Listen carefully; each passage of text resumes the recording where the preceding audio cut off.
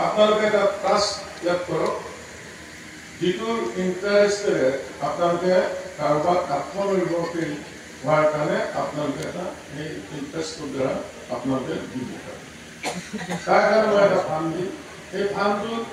utilisation কৰাৰ কাৰণে এটা টাস্ক চাৰ্জ কৰক আৰু মই জিতেন চৌধুৰীক তাৰমানে ৰিকুৱেষ্ট কৰিম যাতে এই টাস্কটো কৰাত আপোনালোক সকলোৱে সহযোগ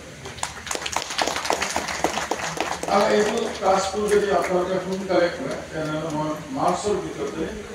আপোনালোকক এটা